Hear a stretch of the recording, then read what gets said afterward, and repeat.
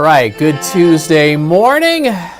Little post-holiday music for you. This is First Alert Chief Meteorologist Steve Beylon in the First Alert Weather Center, giving you a little update on what's going on with our forecast. This is a live view from Oshkosh, looking towards downtown. Lots of clouds, maybe a little sliver of some sun along the eastern horizon. You can kind of make that out as you look out towards frozen Lake Winnebago. Temperature in Oshkosh is 9 above with a wind chill of 2 below. We've got a west wind at 7 miles an hour.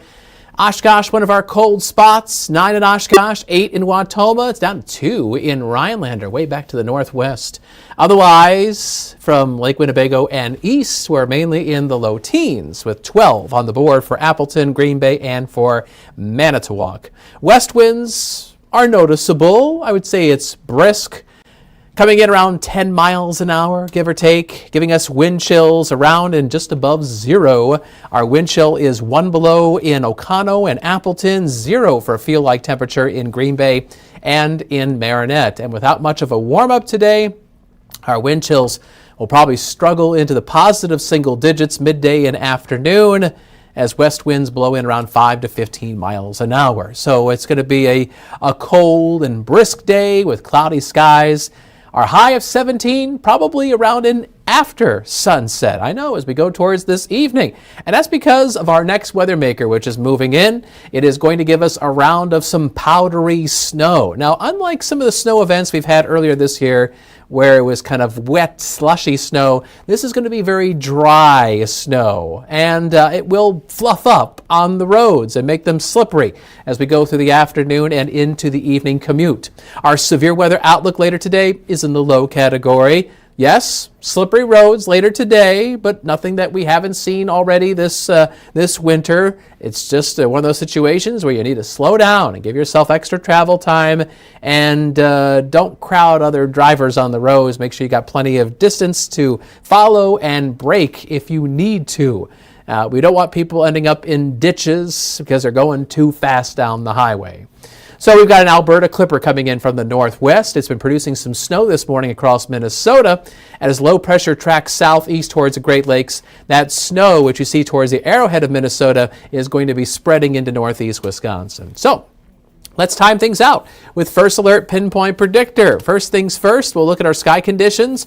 Cloudy skies. A couple flakes could be around during lunchtime, but most of the scattered snow develops in the afternoon. There's 4 o'clock. By the time we get to 7 o'clock this evening, there's widespread light snow across the area. And then towards Action 2 News at 10, the snow showers are moving on out. We may see some breaks in the clouds, especially after midnight, but all in all, it's looking like a mostly cloudy night. More clouds will be around for Wednesday with a few flakes flying in north and west. That might bring us an additional coating, but otherwise the snow on Wednesday isn't going to be all that impressive.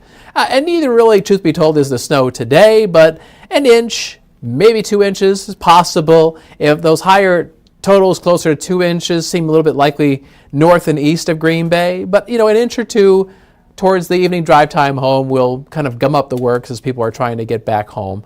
And once the snow is gone, then our focus really goes towards wind chills, our feel-like temperatures. Now, tonight into tomorrow morning, our wind chills will be mostly in the positive single digits. But behind the snow, tomorrow we get a blustery northwest wind, around 10, 20 miles an hour with some higher gusts. And that's going to bring in another blast of some Arctic air. So our wind chills will fall into negative territory tomorrow night. And when you wake up early Thursday morning, our wind chills will probably be in the teens below 0 and might even get down into the 20s below 0 across central Wisconsin. So here's your First Alert Super 7-day forecast. Today a high of 17. Cloudy with snow developing this afternoon. An inch or 2 is possible. Tonight will be snowy to start off, but then dry after midnight with some more flakes flying past as we go through tomorrow, Wednesday. Clouds giving way to some late day clearing, a high of 18 degrees. And then the snappy cold air comes in as we count down 3, 2, 1. Happy New Year. 2026 arrives. At midnight, Green Bay's temperature 4 above with frigid feel-like temperatures around 11 degrees below 0. So, sub-zero wind chills Thursday and into Friday morning as well. We'll have some sub-zero wind chills. And I think those feel-like temperatures also could be running below zero Friday evening. So, Friday, while the weather looks quiet, it is going to be cold as fans march into the Crest Center to check out the UWGB women's basketball team. They're taking on Cleveland State Friday evening.